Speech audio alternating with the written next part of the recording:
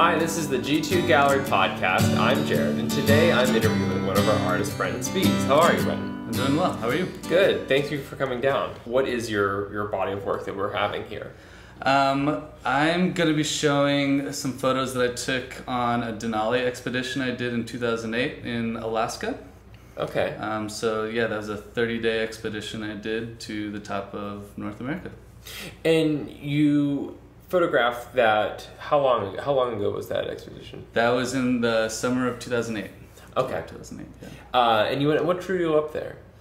I've always been kind of a big mountaineer, backpacker, hiker, and I've kind of, been known to be a thrill seeker and adventure seeker, and that was kind of the big mountain of North America to accomplish. So I kind of set my goals for it back in 2008. Have you spent a lot of time in Alaska? No, it was the first time I was there. Landed, spent about 2 days in Anchorage, and then took a plane up to the glacier. Yeah. And did you know you were going? Did you learn something? I mean, did you learn something environmentally from that trip?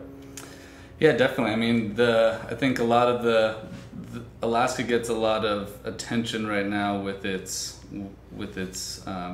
forest and a lot of its flora and fauna, but not a lot of attention, to my knowledge, is going on with the glaciers, and they're such beautiful places. This is one of the most beautiful places I've ever been to, and so just actually seeing the difference environmentally of being on a glacier compared to what you see on movies and stuff like that, it's such a huge difference, and it makes you really appreciate that type of environment.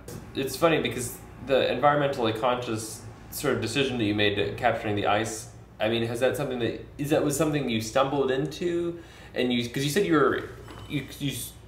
you became interested in the ice, but you certainly didn't set out to capture ice. No, I mean, I was born and raised in California, Southern California, and I'm a marine biologist, so I spend my work time in the ocean. Yeah. So I did stumble into the ice. It was kind of just that next thing that I haven't done when it came to backpacking and mountaineering. Yeah. Okay, ahead, sorry. Oh no, but it was just it was something I just stumbled in on and just became in love with it. Yeah.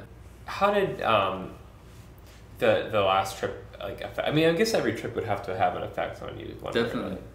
And what would you say, do you set out on these trips saying like there's this piece of me that I wish was different, or I want to change, or I mean, I don't know, how do you it depends on the trip. A lot of local trips, if I go backpacking for a weekend and like Mount Whitney or something like that, it's definitely a challenge, and you do reflect on it a lot. You learn a lot about yourself, but trips like Denali, which took 32 days, negative 40-degree temperatures, just brutal conditions. You're alone most of the time. It definitely changes you and makes you appreciate the finer things in life sometimes.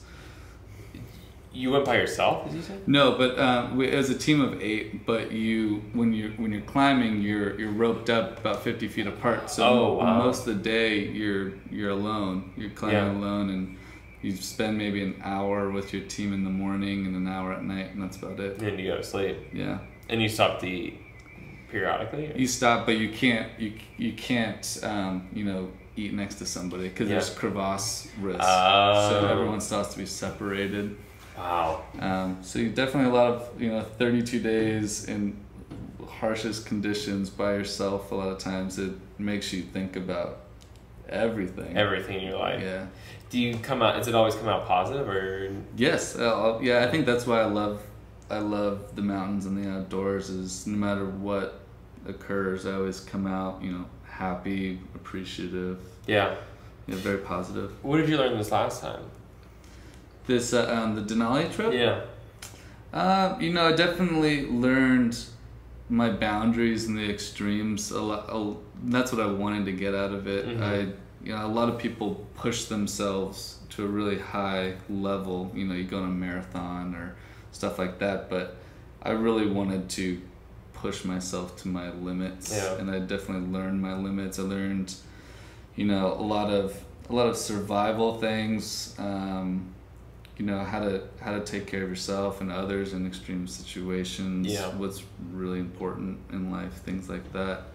You grew up in Southern California, and you grew up in the Valley, and have you photographed people? I mean, did you photograph like friends when you first started, or? Yeah, a lot of my photography in the beginning was, you know, just going to parties or going on trips with friends and taking photos. And I've actually always kind of been the guy that took photos and sent it to everybody. Yeah. And there's no photos of me. Then there's no. That's true. People who grow up sort of like in the suburbs. I mean, San Fernando Valley is like America's suburb, right? Mm-hmm. But you're still close to the beach. You still go to the beach every day if you wanted to. But like there's people, there's kids who are interested in photography who just sort of like live in like the middle of Ohio or whatever. You know what I mean? That's not like by anything like that they want to see, like, you know, suburban. What would you say to them? Like, what would your advice be to them? I mean, I find even when you're in, I've been to Ohio and I've been to, you know, like Kansas, Kentucky, where you don't have as much variation in the types of things you can photograph. Yeah. I'm still constantly just driving down the road, seeing something and being like, that would be a great photo, you know? Yeah. And I don't know, I would just say, you know, focus on what you're given, you know, the area that you're given, and there's beautiful artistic stuff in everything. You know, you just have to develop your style and you know, whether that's focusing on like the crazy colors of a sunrise, sunset, or the textures of a grassland or something like that. Like I find there's, no matter where I'm at, there's always something cool to shoot. Yeah. Well, thank you so much for coming in. I really appreciate it. This is Jared from the G2 Gallery podcast. Please tune in. We'll have more podcasts coming to you. Thank you. All thoughts and opinions expressed in this interview were that of the interviewee and not of the G2 Gallery.